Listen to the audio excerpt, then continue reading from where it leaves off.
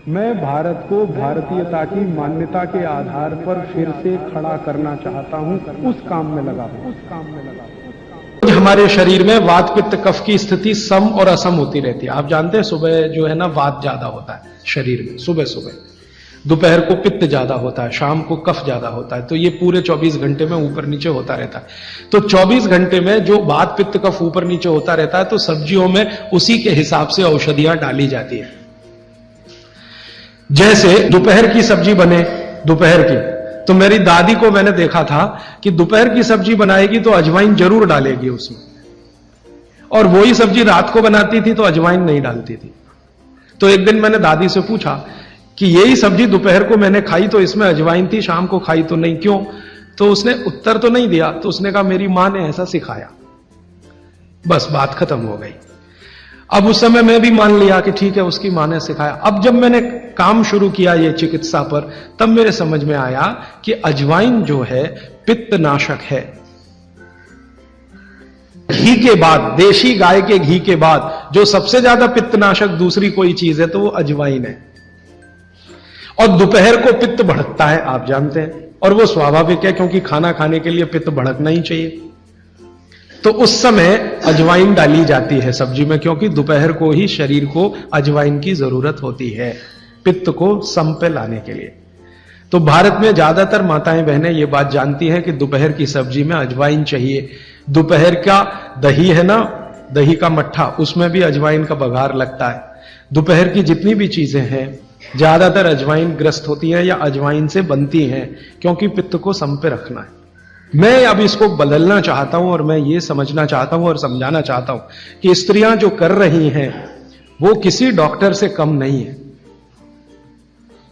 बस अंतर इतना है कि डॉक्टर को आप फीस देकर उससे एडवाइस ले रहे हैं। हमारी दादी नानी फोकट में वही एडवाइस दे रही है, धनिया खाओ, जीरा खाओ और ये अजवाइन खाओ, आपके पेट की गैस खत्म हो जाएगी। और ये 3500 साल से वैसे का वैसा ही है। अजवाइन खाओ तो गैस खत्म होती ही है। कभी भी आप करके देख लो। आप में से किसी को भी बहुत गैस बनती हो, पेट में एसिडिटी की तकलीफ हो, आज से शुरू कर दो। आप खाना खाया तो उसमें ध्यान रखो अजवाइन ज्यादा रहे, दाल में, सब्जी में, वगैरह वगैरह। और अगर नहीं कर पा रहे हैं तो खाना खत्म करते ही थोड़ी अजवाइन खा लो। अजवाइन ज्यादा तकलीफ ना कर दे, उसका बैलेंस है काले नमक के साथ। तो थोड़ा अजवाइन और काला नमक मिला के हर खाने के बाद खा के देख लो। 3 दिन में ना आपकी गैस बंद हो तो आप जो कहो मैं हारने को तैयार। ये गारंटी मैं नहीं दे रहा हूं, ये गारंटी अजवाइन दे रही है।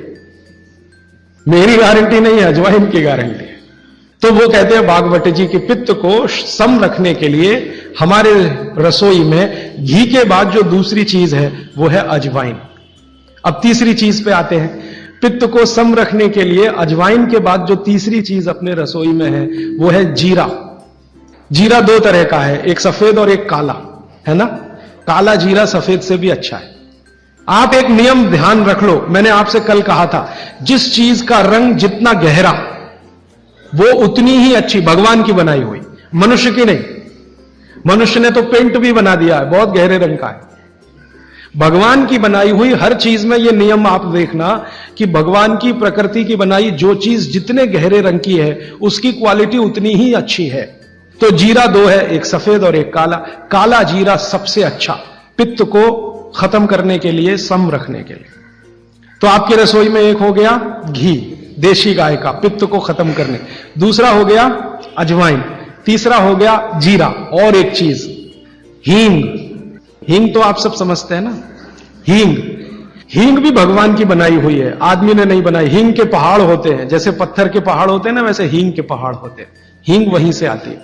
तो हींग है, जीरा है, अजवाइन है और देशी गाय का घी। अब इसके नीचे आता है धनिया। धनिया 2 तरह का है, एक सूखा और एक हरा।